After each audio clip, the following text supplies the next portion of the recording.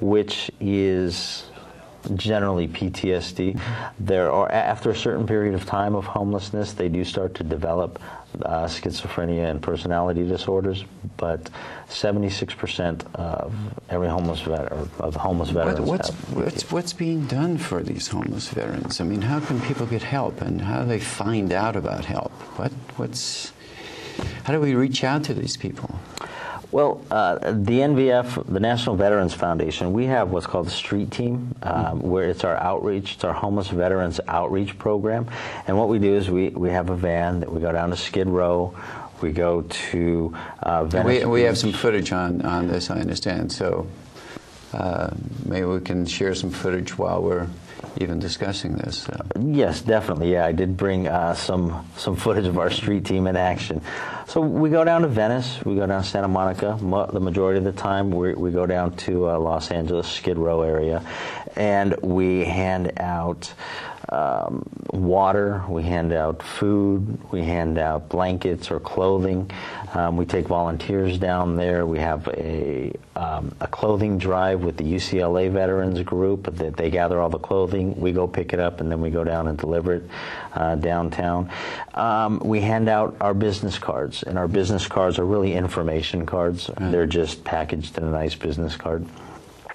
And what we do is we're really doing two things. We are reaching out to the homeless community and looking for homeless veterans. And we're also reconning the area to see new homeless faces come downtown, and to really see the population grow younger and younger the more we're down there.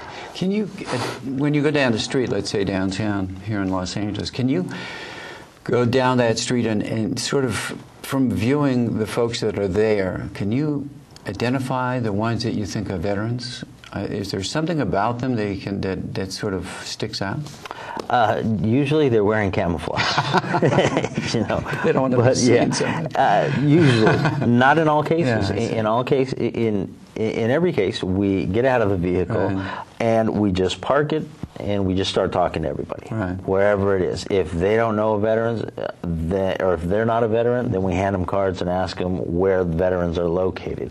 And a lot of times, well, the majority of the time, the veterans are in their own sub-community or in their own subgroup. So if a civilian, you know, if you give a card to a civilian, he'll go, yeah, they're right down the street, 2 blocks over, you know, and then we'll take the van over there. But really, it's just asking, you know, here's a card, hey, are you a veteran? No. A lot of them are wearing hats, some of them are in wheelchairs, as you'll see. They're on crutches, they've been to the VA, and yeah, they get set up with a nice wheelchair where they carry all of their stuff instead of a shopping cart. So it's kind of... So what's the next step? You hand out a card, somebody gets to know that they can call you because you have an 800 number. Right. And then what? Will a lot of them call you? What happens after that when you reach out to them? Once we reach out to them, once we make contact with them, there's a relationship that needs to be built, a trust that needs to be built.